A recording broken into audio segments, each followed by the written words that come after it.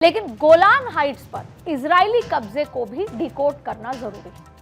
मगर middle east के नक्शे को जरा ध्यान से समझेंगे तो समझने में आपके लिए आसानी होगी। मिडिल ईस्ट में अकेला यहूदी लैंड इजराइल, जो कितने इस्लामिक स्टेट से घिरा हुआ है, आप देखकर दंग रह जाएं।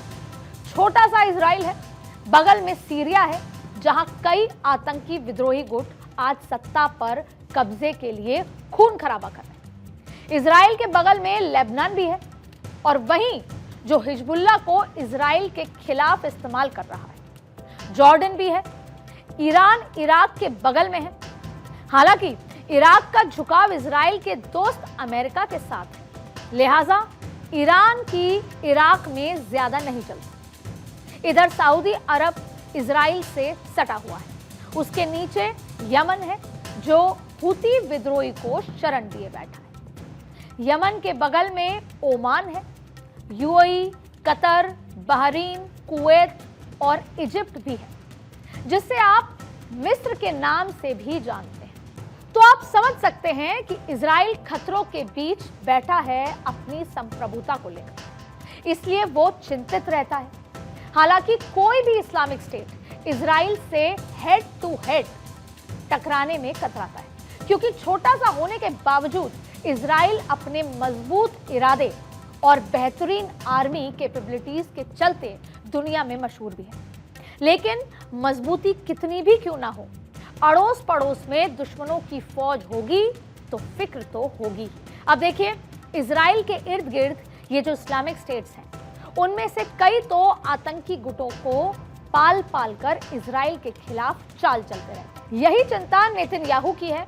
8 अक्टूबर 2023 को एक घटना हुई थी जो हाल फिलहाल की है, जब हमास ने इजराइल में खून की नदियां बहा दी। ये सभी जानते हैं, मगर ये जंग पुरानी है, जो ना सिर्फ जमीन की है बल्कि वजूद की भी है, संप्रभुता की है।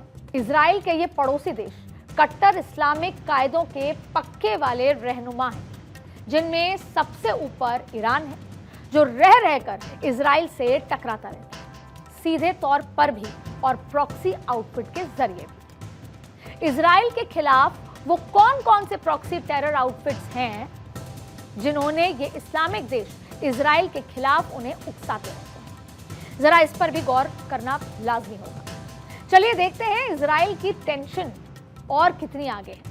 गाजा से हमास ऑपरेट हो रहा था, जिसने इजराइल को कड़ी चुनौती दी, तो दूसरी तरफ हिजबुल्लाह लेबनान से चल रहा है।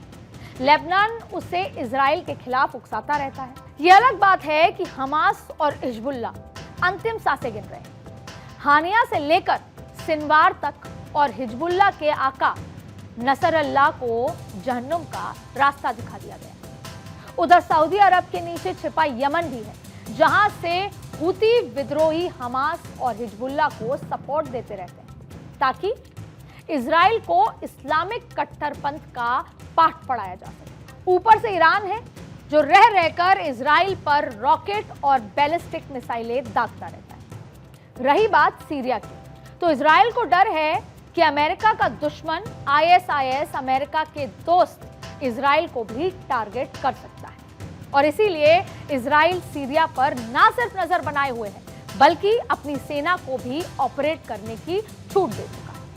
और जिसका नतीजा सामने है, गोलान हाइट्स के बफर जोन पर 50 साल बाद इजराइल का कब्जा है।